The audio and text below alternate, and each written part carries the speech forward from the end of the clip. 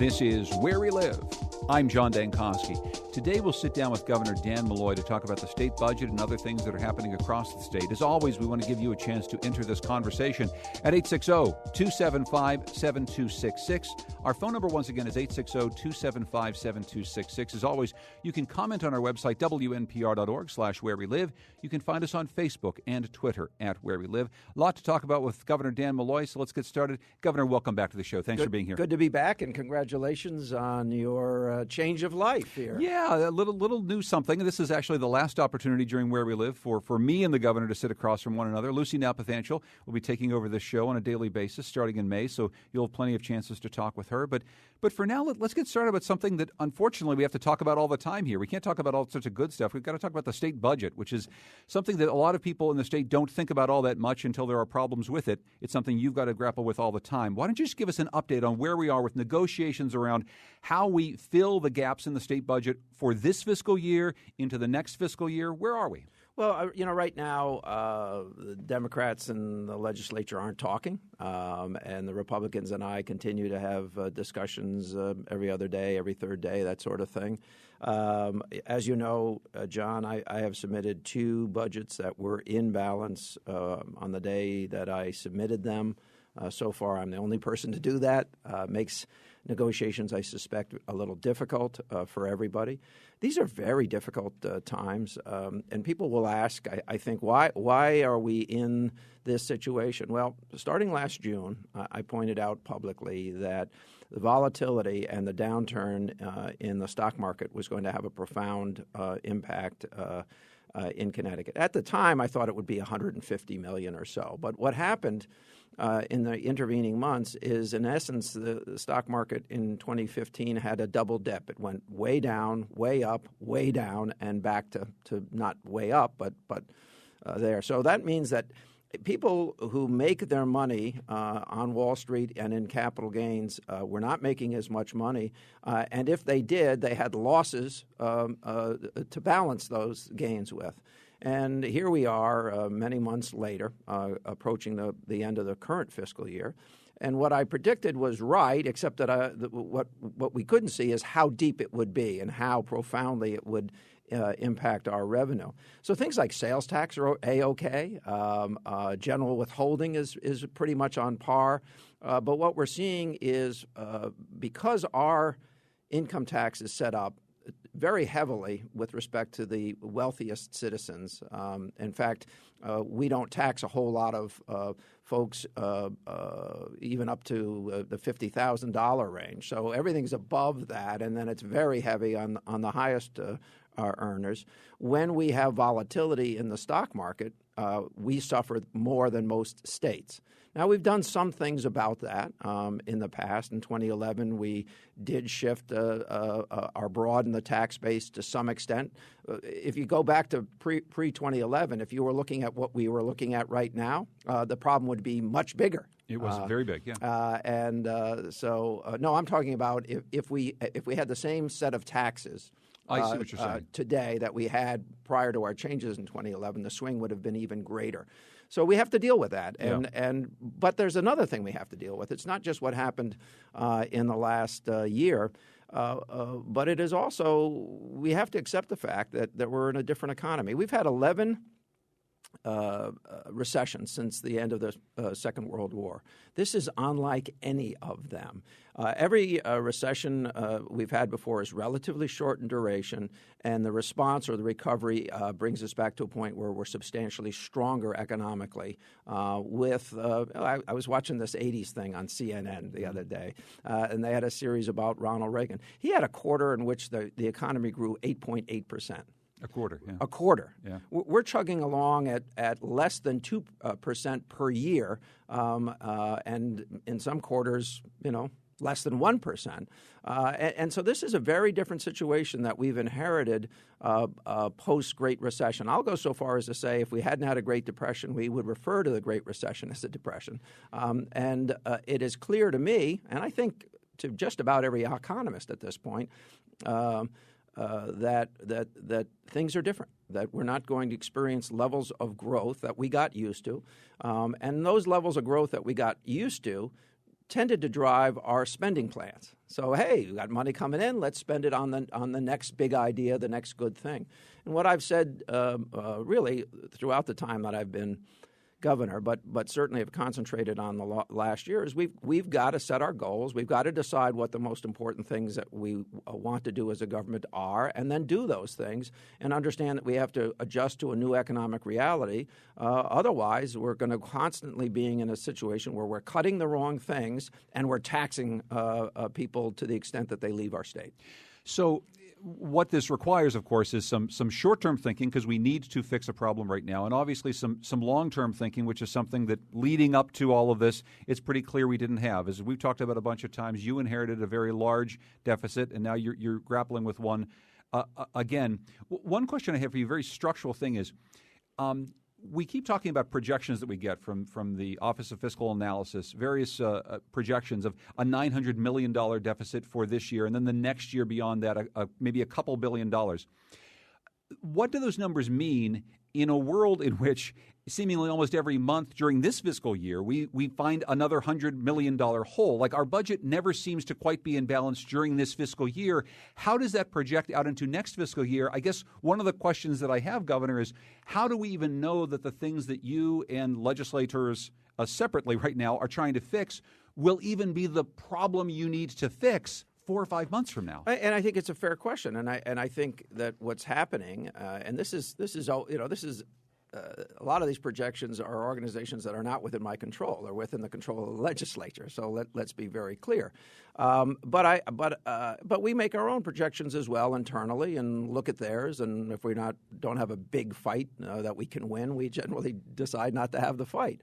But what the modeling is based on, in large part, what have other post-recession recoveries looked like, and what have other post-recessionary, World War II recessionary recoveries, what does that predict based on any data point that you have in any given month? And I think this buttresses what I'm trying to tell you is this period of time since 2008 is unlike any other time unless you go back in history and understand that the Great Depression affected our economy for 30 years. And if you took World War II out of it, I'm not sure we would even be recovered at this point. Mm-hmm. But, I mean, it clearly lasted from the late 20s into the late 50s, if not early 60s, interrupted by a war where government spent a lot of money, got a lot of people jobs, and you had a period of growth. I suspect nationally and in states that are very dependent on the highest income earners, we're in a different spot, and we don't therefore have historic charts or historic ways of predicting that are representative of the circumstances that we're currently in. So we're talking with Governor Dannel Malloy about the state of the state budget right now. If you want to join us, 860-275-7266. As you mentioned, there was a tax hike around 2011 because you had to close this gap. There was also a cut in state services, cutting spending levels, as you've said, below what was needed to maintain services at the time. So you're cutting state government back then, and you were raising taxes a little bit. And now we're faced with a situation in which we have, again, a deficit that's looming that's maybe not that big, Governor, but it's big once again. The question that you and I have talked about a lot of times is how can we be saying that more revenues, that more taxes cannot possibly be part of a plan to balance the state budget when indeed, even with the tax increases we had and even with cutting of state government over the course of the last couple of years, we still haven't solved the budget problem? Well, I got to go all the way back to the beginning of that statement you just made. We're not providing less services today than we were in 2011. I mean, that is not true. But what you did is you were providing less services than the year before. You were making cuts to the services that were moving forward. No, I fundamentally disagree with you about that. We're actually providing a higher level of services across the board. We're providing them differently. Right?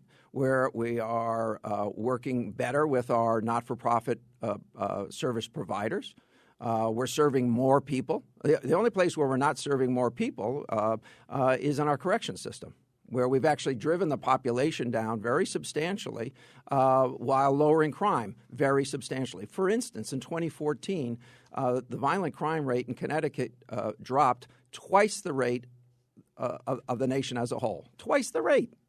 Now, if we miss an unemployment number by a couple of tenths of a point versus the national average, everyone writes a big article about how terrible our economy is. And yet we have fewer people in prison, fewer prisons, lower crime, less recidivism, and we're doing it with fewer people. Is that a cut in service or is that an increase in service? But how do we pay for those services? I mean, we've borrowed more money, certainly, and we have a problem with debt in the state as well. I mean, we've borrowed money to get there. I guess No, wait a minute. Yeah. Stop.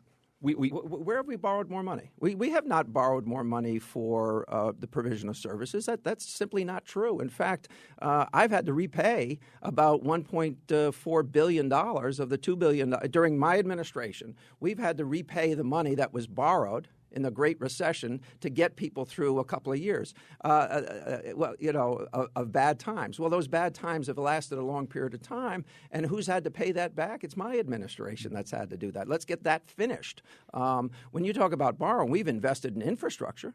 We're spending more on our highways than we did when I became governor because I think we have to do that. We're spending more money on making sure that we have housing for individuals. We're the first state to have ended chronic homelessness amongst veterans and now homelessness amongst veterans. We're the second state in the nation to have done that. My administration has funded 17,000 units of housing during the time that I've been governor. We created a housing department that didn't exist. We're working with social service agencies to get people into housing so that they're not in the emergency room on a regular basis. And we're showing that providing a different service actually has positive impact, so you have less expense ultimately. So the concept that we're borrowing money for operations is not true.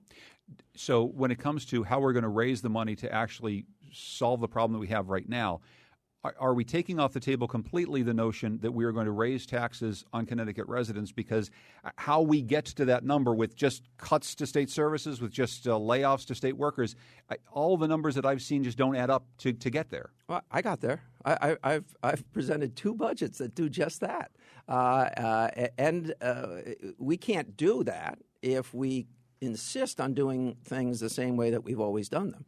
We've been very inefficient. We've created efficiencies over the last 5 years that didn't exist before I became governor. We have created those efficiencies, and quite frankly, we have to create additional efficiencies. We've got to think outside the box that we've put ourselves in, and I think that that's the very point that we're trying to make. It's not how do we compare ourselves to ourselves, it's how do we compare ourselves to other places. A lot of other places, a lot of other states have moved well beyond what we're doing. I'll give you for instance, developmental disabilities. We spend most of over $1.1 billion providing services to about 2,000 people. We've got to think outside the box. How do we provide more services to more people with less money? And there are ways to do that. Better and more active daycare type facilities, more in-home services, providing the same services we're currently providing at less ultimate cost. That's got to be part of what we transition to if we're going to live within our means. And I understand your point. Well, if we can't live within our means, let's just tax people. Well, you know and I know people don't want to be taxed more. If I proposed a sales tax increase to 7.35% or 8.35%, the public would revolt. That's a reality. And yet that's the only place in large part that you could increase taxes that wouldn't put us in the same situation we're in now, that a downturn in economy, particularly on the capital gains or investment income, would have an even more profound impact. It's time to get our house in order. And no family out there in the listening audience is saying, hey, next year I want to make $100,000 more than I'm currently make. I'm going to design my budget today as if I'm making that. We're not. We're not making it. We're seeing growth in revenue. We're just not seeing it at the numbers that we want, that we wish for. Well, wishing shouldn't drive budgets. Actuality should drive budgets. I want to get to a quick phone call from John in Plymouth. Hey, John, you're on with Governor Dannel Malloy. Hi, Governor. Hello. Hi. First of all, you're saying you're increasing services.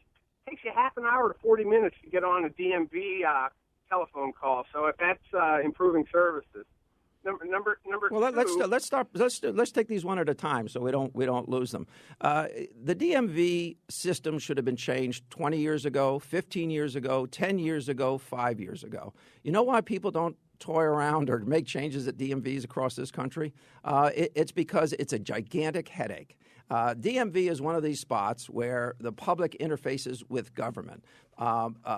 Everyone knows in the DMV that system should have been changed computer-wise 2 generations ago.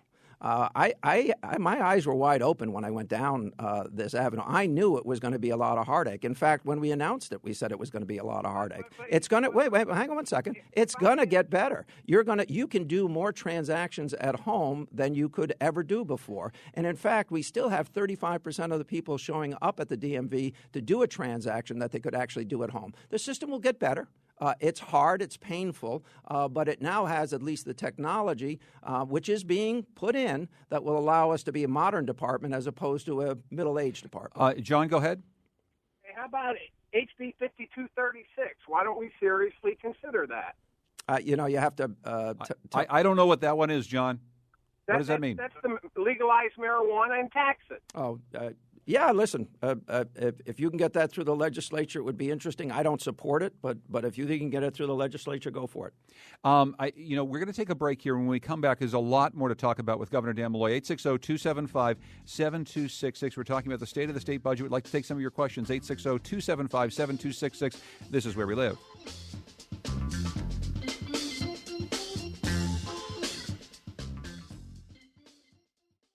This is Where We Live. I'm John Dankosky. We're sitting down with Governor Dan Malloy and asking some of your questions today, 860-275-7266. We've heard a lot about state workers being laid off. What do you think the final number of state worker layoffs is going to be at this point, Governor? Well, I don't know how you define final, right? Making budgets is an ongoing process. We began the process of lessening the workforce substantially much earlier this year. So by the time April 1st came around, we had 288 positions that we had not allowed to be filled. On April 1st, we had about 360 retirements. I suspect on May 1st, we'll have another bigger than usual May 1st grouping of retirements. I think ultimately we're going to have to reduce the workforce in 2016, 2017 by about 2,500 individuals. How many of those will ultimately be layoffs as opposed to retirements and not filling those retirements or people leaving service? We have people leave service on a fairly regular basis for a number of reasons. But I think the overall job reduction number is about 2,500. And how much does that save you a year? Every job is about $100,000. So, which is part of the problem. Yeah. But every job is about $100,000 in expenses if you think about it. Now that's not $100,000 in salary, but it's $100,000 in total cost, and that's a round number. I mean, obviously some are an average, some are more expensive, some are less expensive. But I think the listeners have to understand that it's about $100,000 a person. So a couple $100 million out of the total budget hole is going to be taken up by essentially cuts like these. Well, more than 200. Yeah. So more than $200 million. Mike is in New Haven. Hi, Mike. Hi, how you doing? Good. What's up? I'm calling because I'm a state worker, and I voted for Governor Malloy twice, and I think he's a bold governor. I think I very much appreciated that he was willing to raise taxes in 2010 when nobody else did that year. But I still think that the problem is we're the richest per capita state in the country, and we don't have the kinds of services for our students for our citizens that I think they deserve from that. And it still seems to me that Bernie Sanders' position that the 1% can still pay more in a tax. I don't understand the resistance to raising taxes in the highest per capita income in the state in the country. But Mike, thank you for your question. So I think if everybody raises taxes, right? If you do it on a universal basis, you may have a point. But I study a lot of books. One of them is the Bible. Very salient points were made in the New Testament that the poor we will always have with us. In essence, in transportation terms, I suppose, the poor and those needing services are not as mobile as those who pay the taxes at the highest end. And as I've taken pains to explain, our tax structure, which is far more dependent on income taxes than most other states, is also far more dependent on the wealthiest individuals than most other states. And that wealthy individual pool resides disproportionately in one particular area, and they're more mobile than everyone else. And so if we keep, if we have dissipated to some extent what were our tax advantages 20 years ago, 30 years ago. And I think that having dissipated that, what we don't want to do is go from a state that had a tax advantage for a long period of time that helped drive the economy to a state that has a tax disadvantage. Where did that tax advantage get us right now, Governor? That's the problem is, where did that tax advantage that we had for decades, where did that get us? It seems to have gotten us a state in which people still leave, a state in which we don't have the money to pay for our services, a state in which we lose big corporations and people complain, even if not rightly, that we're a very high-tax state. I mean, did we maximize the fact that we had the tax advantage over New York and other states all these years? Yeah, we did. I mean, I'm from Fairfield County. Do you think those jobs that moved to Fairfield County disproportionately for a long period of time as opposed to Westchester and as opposed to northern New Jersey just happened because we have pretty trees? Do you think that's the only reason? What drove a lot of that, and quite frankly, I participated in that as mayor for 14 years, as a member of the Board of Finance for 11 years, as a member of the Board of Education for a year, in that process. That's what happened. But now, today, we're not getting a disproportionately large job shift from areas, even though rents in New York City, and Manhattan in particular, but Brooklyn also, are going up far faster than they are just about anywhere in the country with the exception of San Francisco. Even though that's happening, we're not seeing the job shift historically that we saw in the past. Now, part of that may be reputation. Part of it may be undeserved. But the reality is, if we don't grow jobs in our state and we don't hang on to the jobs that we have, then we have an even greater problem where we become even more dependent on the highest taxpayers who tend to have a disproportionate reliance on things like capital gains and the like. So now that's the answer. It was a good question. So let me make another point. When you talk about not providing the services that many other states provide, we do, in fact, provide more services than the vast majority of other states provide. We reimburse people to higher rates for things that they do. We provide more level of services. We've increased mental health funding more rapidly than just about any other state in the nation over the last 5 years. We're doing all of those things. And we were doing them in anticipation that the recovery would be more like every other recovery since the end of the Great Recession, which it is not. So is the answer that we will consistently raise taxes every single year, regardless of the outcome or the effect on our economy, or do we try to find some balance where we continue to provide services, albeit in different fashion, and I'm big on that. I think that if you give a government a choice to provide it more efficiently or less efficiently, more times than that, government chooses less efficiently. What I'm trying to do is bring a level of discipline to how we provide those services so that we're doing them in a more meaningful and appropriate way, and we're doing it more efficiently. I think when we take a break in a couple of minutes, we're going to come back after that and talk more about some of those services because there's some voices that I know want to get into the conversation. But just to the point of how we raise money, don't raise money, what we do with our tax structure, I'll just ask you this before we get to our break, Governor. I think the worry that a lot of people have is they feel as though their taxes have gone up over time. Everyone complains about taxes, truthfully. But because we've seen this softness in the economy, because we've seen every couple months a new deficit popping up in this year's fiscal year, and then we see another one coming up next year they're trying to plug, and another one coming after that. And this isn't about you. It's whether it's me or anybody else talking about it. I don't think anybody believes that we're not eventually going to raise taxes within the next year or two because we're going to have to solve these problems. And so if we're going to have to raise taxes on whether it's the most wealthy Connecticut residents or people in the middle class, if we were to start sitting down and having that conversation now, wouldn't that allow people to plan for something that probably is going to happen anyway? No. You don't think we should be having that conversation? No. I think that you're in the middle of raising money for this station. I am. Right. So let me ask you a question. You have a target to Yes. raise money. If you don't meet that target, are Mm-hmm. you still going to spend the same amount of money that you budgeted as a station than than your target was supposed to fund? Nope. Or are you going to spend the amount of money that you actually raise? Yep. So if it's good for you, why isn't it good for government? The way the government works is the taxes that pay for all the things that we need for social services, for roads and bridges, to pay for police and all the other stuff that we need to have. This is a common good. When we're talking about our fundraiser, Yep. these are people who decide. They have lots of choices to give. Lots of choices to give.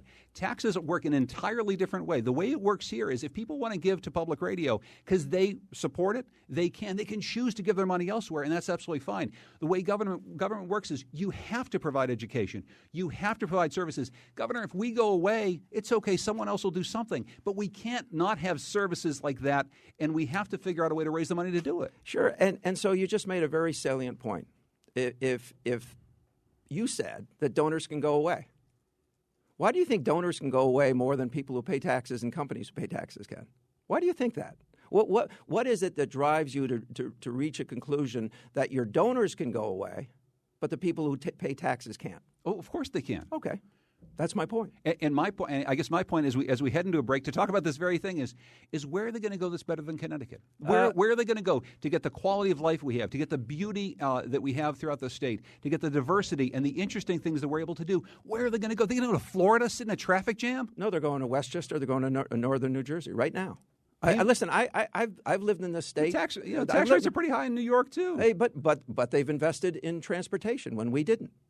And I have a whole transportation plan, as you know, and we've spoken about, that would undo 40 years of disinvestment in transportation. I have a hard time having people in the Hartford area understand how bad transportation is Fairfield County. If we can't get jobs into Fairfield County, if we can't get our share of that which is being squeezed out of New York to come to Fairfield County first and then ultimately to other parts of the state, we don't grow our economy. That's the situation that we have been in since even before the Great Recession.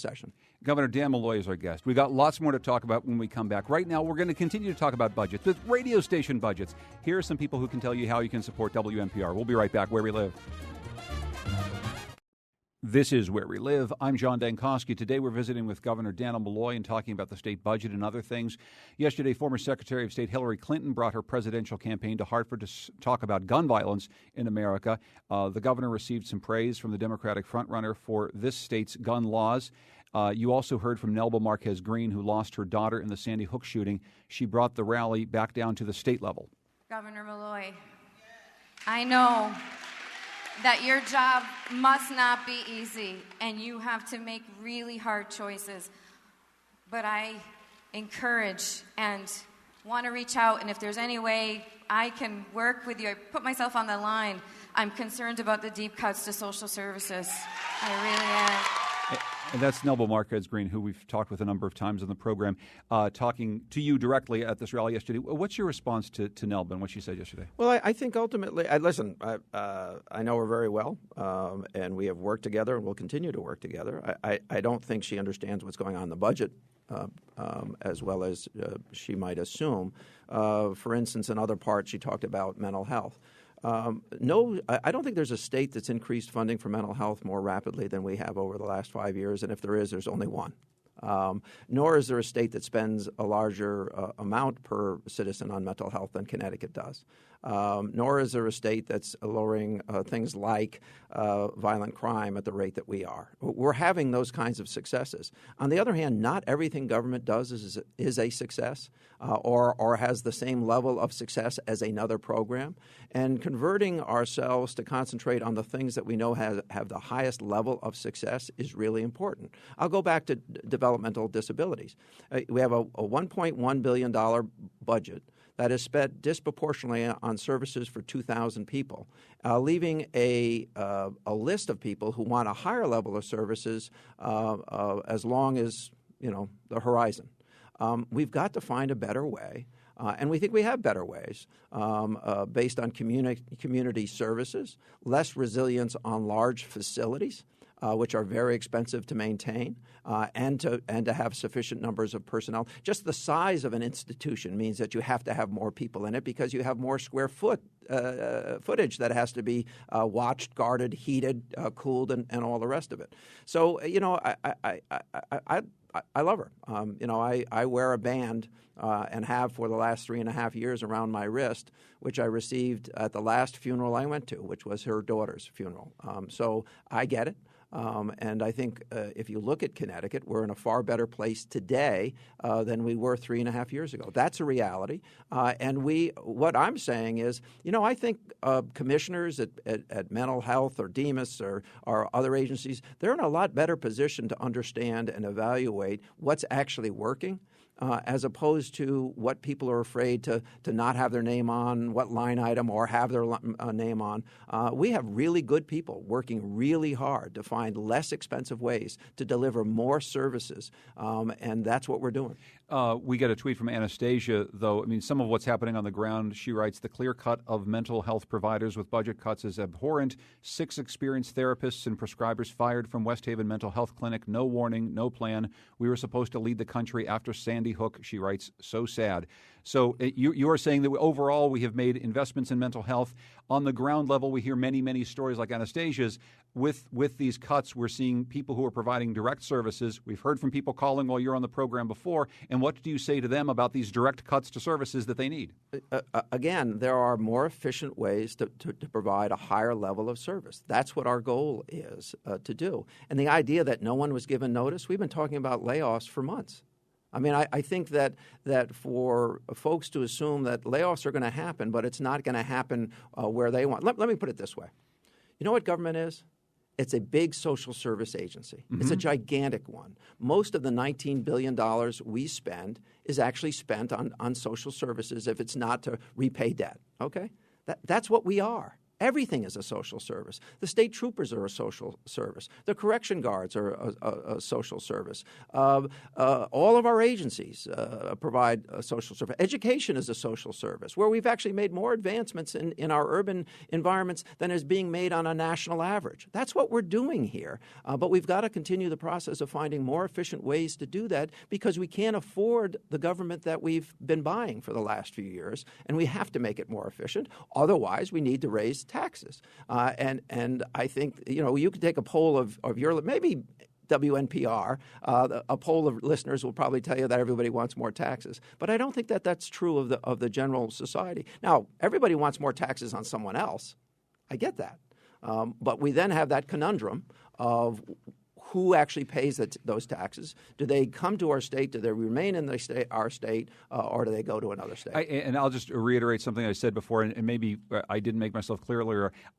I don't know that it's necessarily true that a lot of people want us to raise taxes in the state, but since most people feel as though we're going to raise taxes anyway, it'd be good to have that be part of our plan too. For what we're doing for our personal budgets, businesses want to know if their taxes are going to go up so that they can plan a year on end. If taxes are going to go up because they probably are going to have to with the budgetary situation we have, let's start planning for it now, is all I was saying earlier. And John, I hear what you say. And in our sidebar conversation, I also, you also made certain omissions about your view of government and how it works. So I've been in government a long time. What happens if we were to increase taxes by $1 billion this year? Let me assure you that people would say next year we need to raise taxes another $1 billion, and the following year to maintain that $2 billion of additional expenses and to maintain all services as you have previously provided them, that might require $2 billion. But what if we cut the services as we're doing? What if we change the services? What if we institute the plans that you and some of the legislature are talking about right now, and at the same time say we have to raise $1 billion in taxes because we need to change the fundamental place of government in our lives? The fact is, the folks at the the Capitol, you said it, and I know it to be true. If you give them more money, they'll spend more money. Well, we probably have to stop there, right? We both agree with that. But if we raise more money and we change the amount of money we have to spend, and we do these two things in unison, maybe we have a better state that functions not in a way that allows us to come back every year and have another fight about the budget, but maybe we start to make some real plans about how we're going to be a better state in the future. I mean, do those things in conjunction, and then we're talking. Okay. Let's take a step back. Yeah. Who's the guy who's sitting in front of you? The governor of the state of Connecticut. Who has raised taxes. Sure. Right. Multiple times. And we've also changed some other taxes and lowered some taxes, which we knew specifically were being unfair to people. And we still have a big budget hole to fill. We probably haven't done enough. Because we haven't made the changes enough, John. It's not a revenue. It's not solely a revenue issue. We have failed to set priorities. My priorities are to provide those mental health services. But to provide them on a broader basis, we have to change how we provide them. My goal is to provide better services to folks with disabilities and to provide more services to more people. But to do that, we can't be spending an average of $300,000 or $240,000 per individual to provide a year's level of services. We have to find better and more efficient ways to do that, and that's the situation we're in. You know, I'm not fighting with you. No. But so, for instance, people in cities and towns right now, one of the ways in which you think government needs to change is we're not going to give as much money from the state level to cities and towns. The aid to cities and towns gets cut under your budget or basically any budget that comes forward, and then the folks at the cities and town who you used to run a city, they've got to provide their services, so they're going to have to what? Raise taxes on people. Somewhere or other, people are going to have their taxes raised, whether or not it's a cut from the state going to towns, and then they get more town taxes, or the other way around. You know, but it's true, right?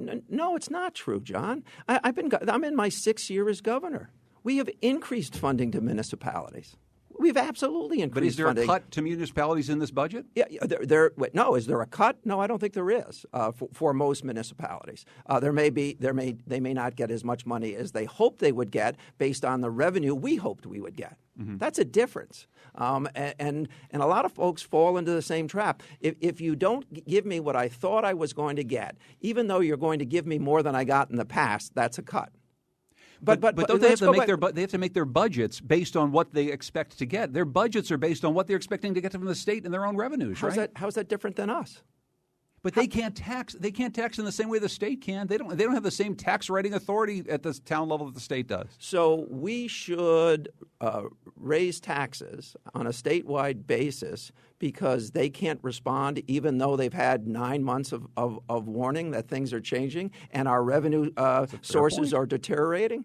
It's a fair point. What is this, John? I'm just wondering. It's an interesting conversation about like where we get to, so that we don't have to have the sorts of budget fights at the state capitol that we have right now. It seems like it doesn't work, and I think you and I agree on that.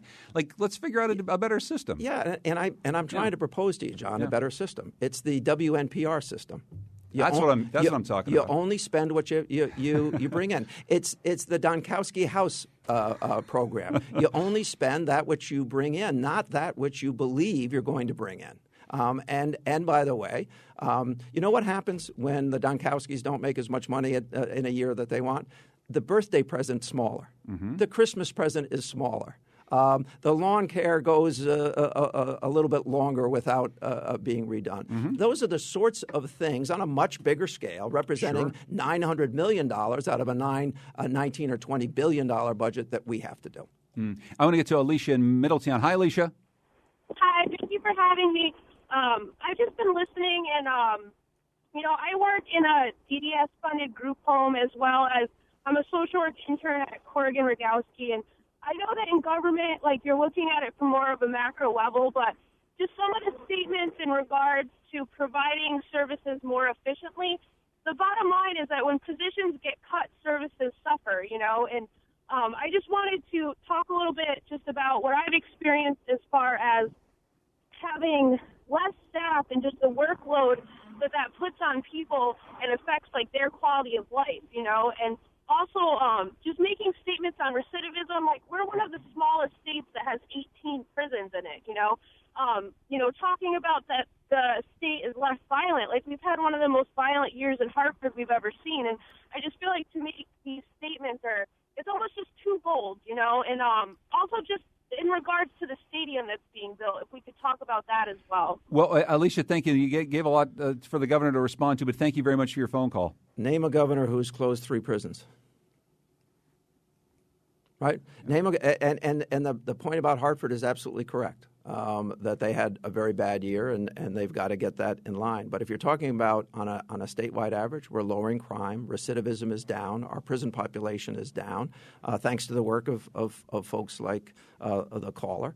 She also mentioned that she works in a what sounds like a not-for-profit or a for-profit group home that's under contract to the state. She didn't criticize that delivery of services. She wasn't saying that part of her workday is a bad day. So, I mean, I get it. I think that well, listen, let's talk about second chance society. I want bail reform. I don't want people in jail at $120 a night because they can't raise $250 to $2,000 to get out on bail on a nonviolent misdemeanor. We have 500 of those right now in jail. I want bail reform. I want to take steps that make sure that young people get to an age where they don't make stupid mistakes without ruining their life. You know, we have lowered the prison population of young people in our jail system by 52%.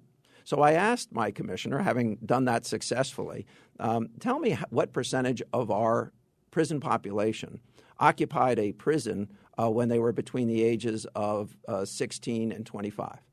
Well, 75% of people over the age of 25 were incarcerated before they were 25. We've lowered that particular population by 52%. That predicts extremely well for a continued lowering in crime and a continued lower prison population at a cost of $120 to $150 a head, and that will allow us to take those monies that have otherwise been allocated for that expense and perhaps pay it more money into mental health if we can provide a more efficient way to deliver that service. And I think she's part of the answer to that. We've run out of time. Governor, I want to thank you for these conversations and for sitting down with me on a regular basis and talking about some of these issues, because I really love to do it, and I think our listeners really appreciate the fact that you're willing to come on and have these deep conversations. So thank you for all this. Well, I really do appreciate it. Listen, I'm an admirer of yours. I think you conduct a great conversation. It's one of the reasons I went out to a brew pub one time to have a drink in your honor. Well, you know what? We're coming up on our 10th anniversary of this show. We'll have you back for another beer soon. Governor Dannel Malloy, thanks so much. Thank you. If you've been listening to the show, you know that we've been talking an awful lot about budgets and how things work when it comes to, well, maybe not having enough money for services. I'm going to ask you now to listen to my friends who are going to tell you how you can support this radio station so we can provide more services to you. Thanks.